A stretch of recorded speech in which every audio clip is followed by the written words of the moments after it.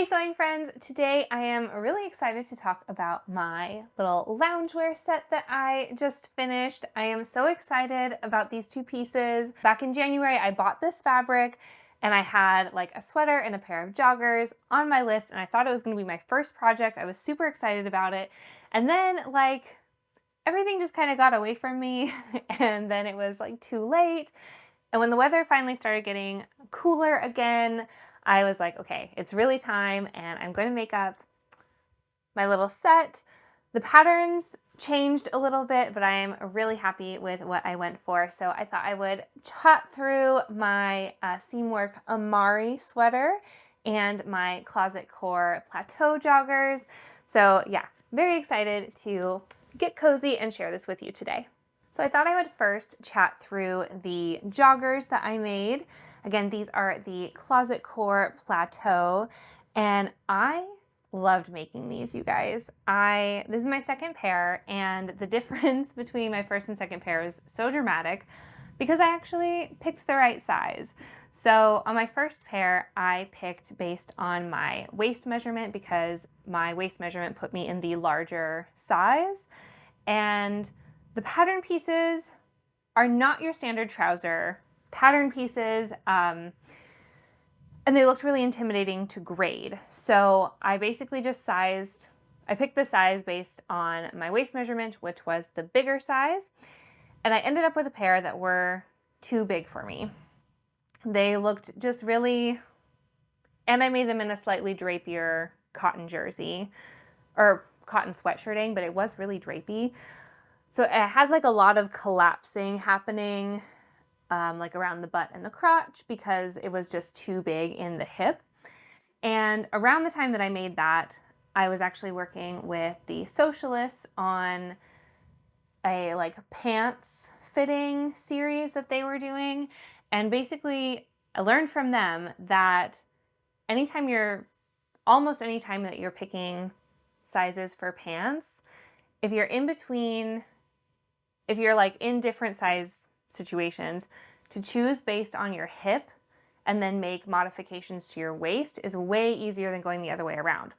So, especially when you have elastic waist. So I picked this time based on my hip size, and then I just made the elastic a little bit longer, and the difference is just so good. So I ended up making a size 14 in the 14 to 32 cashmerette Closet Core range. Again, these are the Plateau joggers by Closet Core patterns. I'll get that part right. And I love these. I had such a fun time making them. Like I said, the pattern pieces are really unique because the back piece kind of wraps around. So this seam here is not quite at the true like side. It kind of sits a little bit to the front where it connects to the pocket. Now I'm not going to go into a whole lot of detail about like how that construction goes, except to say that it is definitely one where I needed to keep like my instructions out, and some of it was kind of like a little bit mind-boggling, but one of those instances where you just trust the instructions, do what it says, and it turns out really magically. So there's like a little spot where you tack it down in here. Yeah. I'm not gonna actually go into it. It turns out so lovely. I really love it. I like the way that the slash pocket hits. It is a nice size. I think it could be a little deeper, but it does fit my phone pretty comfortably without too much risk of it like spilling out. And I have like a bigger phone, not like the biggest, but yeah, anyway. So really like that. I ended up going with the version with the elastic at the cuffs rather than doing any ribbing. So that was a thing that I think really kept me from actually like making this jogger set, was that I couldn't find a ribbing that I felt like really went with this, because there are like so many colors and undertones going on in this tie-dye, everything that I got some samples, but it was one was too blue, one was too like murky. I'm I'm really particular about color matching, and I just like couldn't find the right one. So I ended up choosing to go for the elastic rather than doing ribbing or even doing a self fabric. I believe this sweatshirting is 100% cotton. It does not have a ton of recovery. It has some stretch. This is like the butt.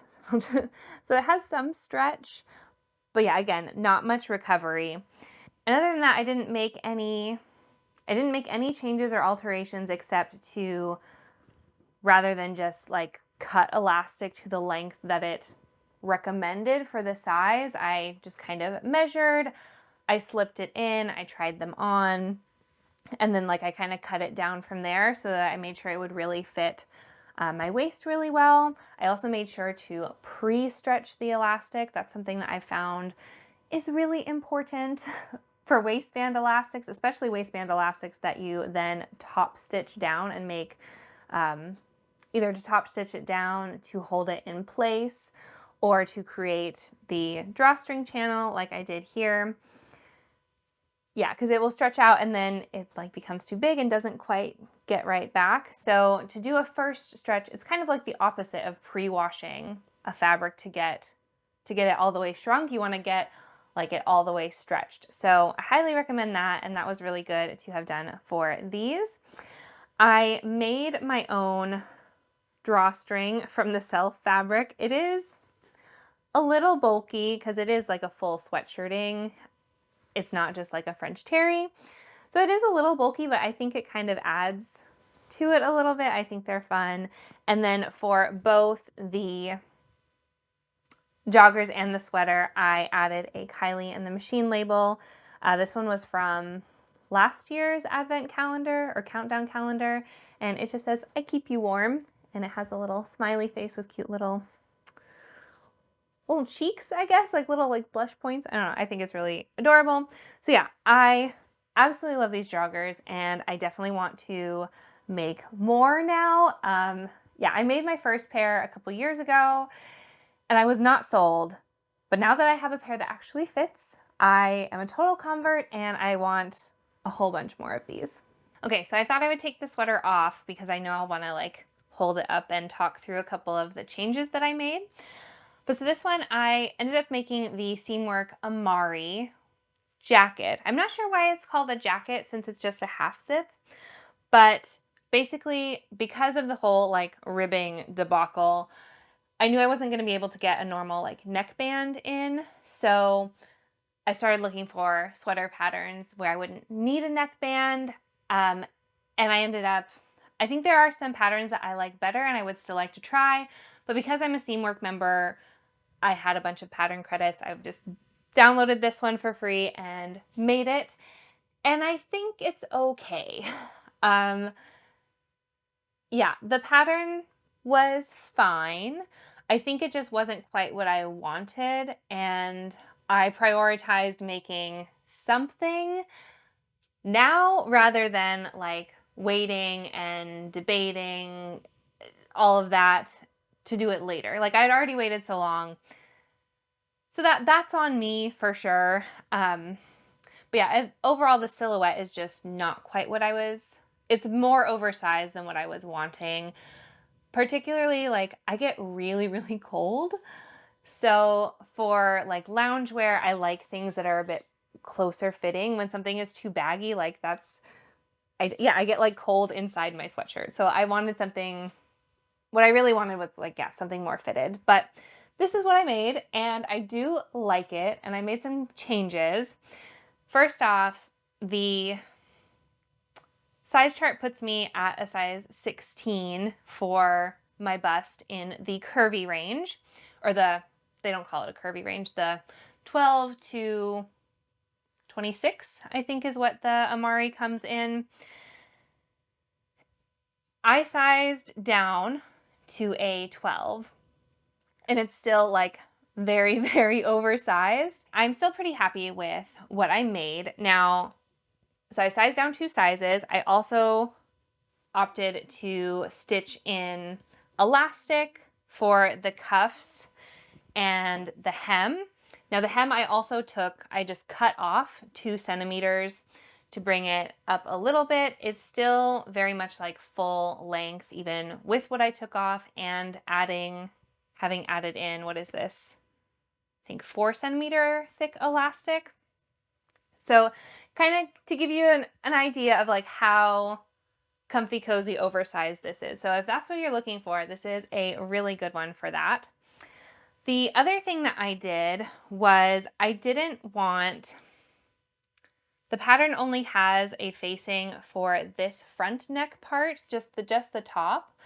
So if you had it open, like I knew I would want to wear it, I knew that like the inside of my, like the fleecy side of my fabric was going to show, and that there would be like a delineating line between the facing and then this part next to the zipper here.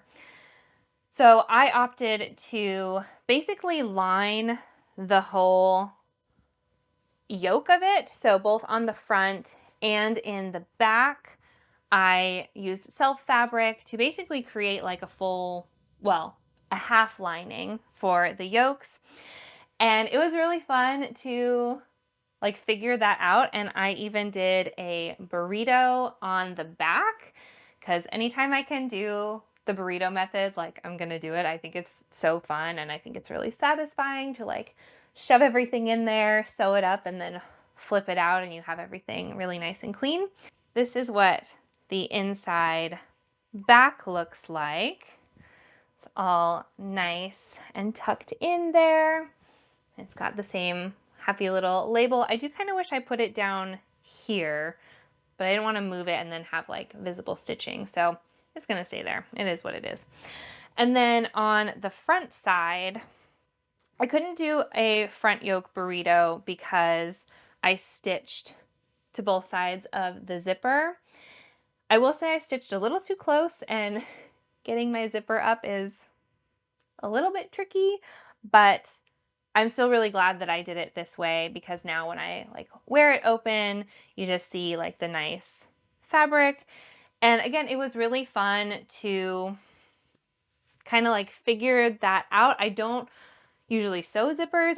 Can't even remember like the last time. Gosh, like maybe a year ago. It's been a long time since I sewed a zip, like at all, because I don't usually like wearing them. And I don't like tight garments that require a zipper. So I did have to sew this in. I will say, I think I unpicked it like 4 times to get everything to line up nicely. But it was totally worth it. I am overall, again, it's not the shape that I was 100% hoping for, but I'm absolutely going to wear this around. I do still really like it. It's comfy and cozy, and I love wearing it with the joggers. It feels, yes, it is loungewear. I'm probably not going to wear them as a set, like out on the go, but it does feel like something a little bit more put together when I'm just either working from home or, yeah, like actually lounging, watching a movie, playing with the kiddo, whatever. It's really comfy and cozy. And it's something that like I feel good in, versus just like a lot of my pajamas, like my actual sleepwear is pretty ratty, ratty-tatty, and not something I like wearing during the day. Like if I need to like answer the door or something, it's not something I'd want to like, I don't feel presentable in. Also, it can be just kind of like demotivating. I think sometimes either wearing like sleepwear during the day or wearing loungewear that doesn't like feel good. So this is definitely like a step up from what I had been working with. I did make a loungewear set in September, and that has been really great as well. So I'm on a loungewear kick, and I definitely want to make more, probably like after the holidays. But for now, I will definitely be lounging it up in this little set. So that's all from me today. It was just my little loungewear set.